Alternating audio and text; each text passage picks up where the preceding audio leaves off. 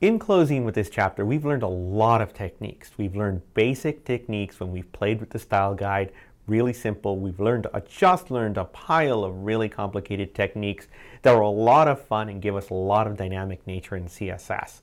Really, the end goal is to create that page template. It didn't look like we were doing it right now, but really is the experimentation.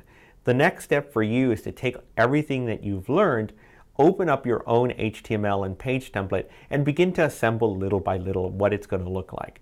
In order to do that, the technique you should use is the one that I've talked about before.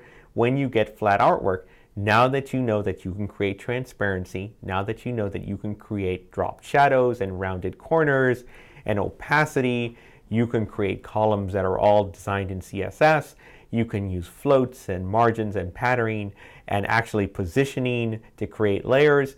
With that in mind, take a look at that artwork and look about how you can create as much of it in CSS. Our really end goal when you look at a flat piece of artwork that you've gotten as a comp for a design for a web page is to take all of it that you've made and break it down into as many elements that you can use without having to use a single image. Especially if when you get the flexibility of layout. So moving forward, really what you want to take out of this chapter is for you to move forward, take these advanced techniques, apply them to your page templates, build one page template as you would with a home page or an index, and then start copy them little by little, especially as you create these page templates. Again, the goal of the page template is it is an empty frame that the content will flow inside. You know exactly what the content's going to look like. You know exactly what your H1, your H2, and your H3s and your paragraphs are going to look like because of the style guide.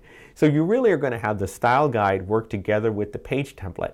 Sometimes if you're actually not going to make a dynamic site or you're making a smaller site for yourself, you would actually combine these two together. So you'd actually start dropping the content inside of it.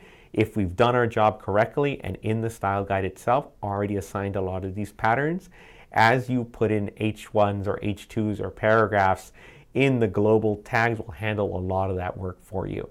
Or the end goal is, if you are going to work on a dynamic site, is begin to take both of these documents, a style guide that's been looked at and approved, and a page template that doesn't have any content.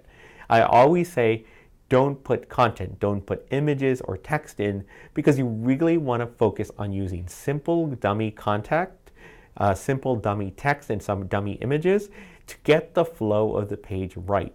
One of the things that happens with web developers is sometimes they get so caught up in actually making sure that the page looks like a real page that the content gets in the way. So I always recommend start with the techniques of using your style guide so you know exactly what the fonts and the styles are going to look like, and the page templates that really give you an idea of the frame. If you put those two techniques together, you're going to win every time, and you're also going to get to do the fun part, which is the coding.